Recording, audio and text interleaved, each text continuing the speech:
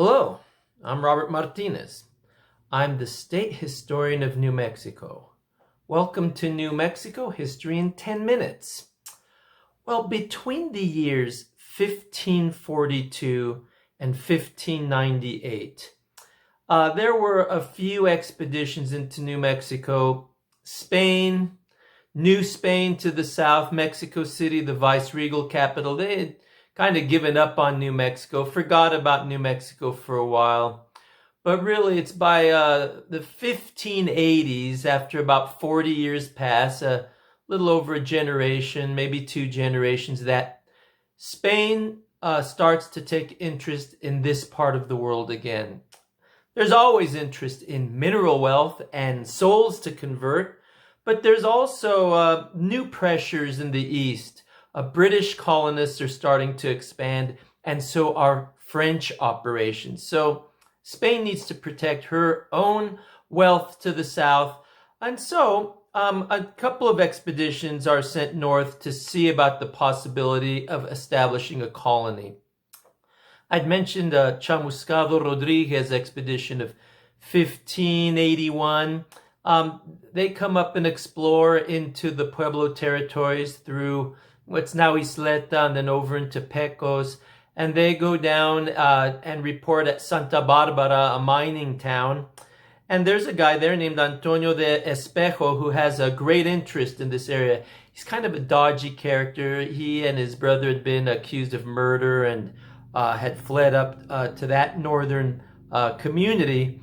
And he takes interest in New Mexico. So he explores in 1583, and he has a pretty glowing report about the Pueblo people.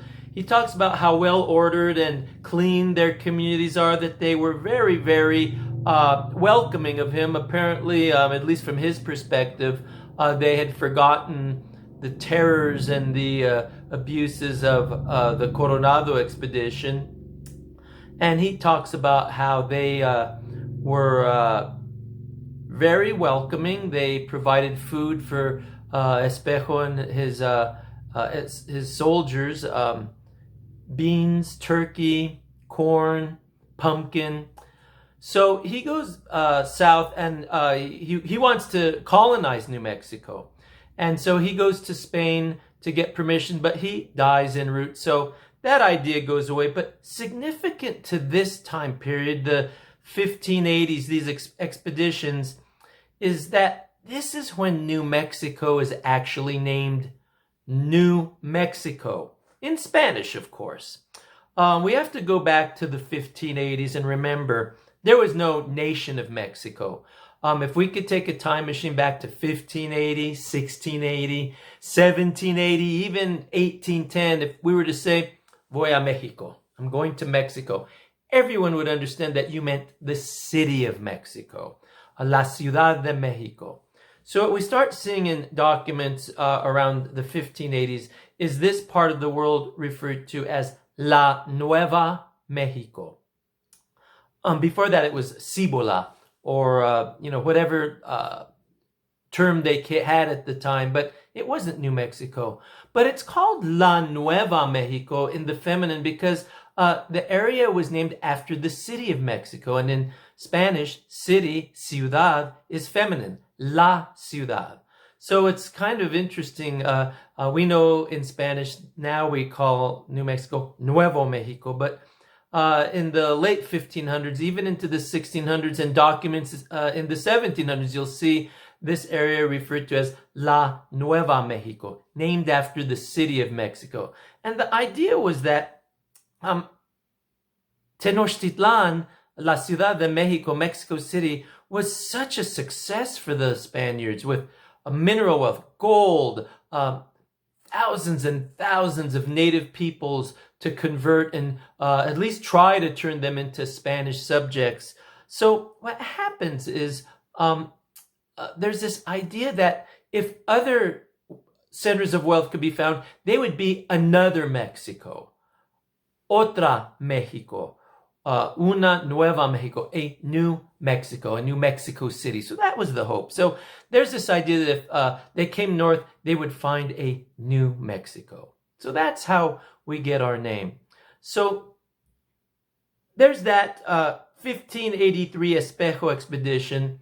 Those are authorized. And then I mentioned earlier, 1590, Castaño de Sosa from Nueva León, Monterrey area of Mexico. That's northeast Mexico today. He brings an expedition of people from that part of the world, Spanish colonists. He actually comes here to colonize. And it's illegal. It's an illegal entrada. It's an illegal colonization. He doesn't get permission from anyone from Mexico City. He just brings a group of people up from that part of the world into New Mexico. They reach Pecos Pueblo, but the governor of Nueva León and the viceroy are not too happy about this. So he is arrested. Soldiers are sent up to get him and to bring the colonists back. So that was an aborted attempt at colonizing New Mexico in 1590. And there's some whispering that group might have been made up of Judaizantes, crypto-Jews. A Judaizante was a person who had been baptized Catholic and was outwardly Catholic, but would go home and secretly practice Judaism, the religion of their ancestors. So there's that. And we have to remember that these are the 1580s, the 1590s. We're barely 100 years after the end of the Reconquista in Spain and the expulsion of the Jews and the Moors, the Muslims. So think about that. It's right now it's 2020.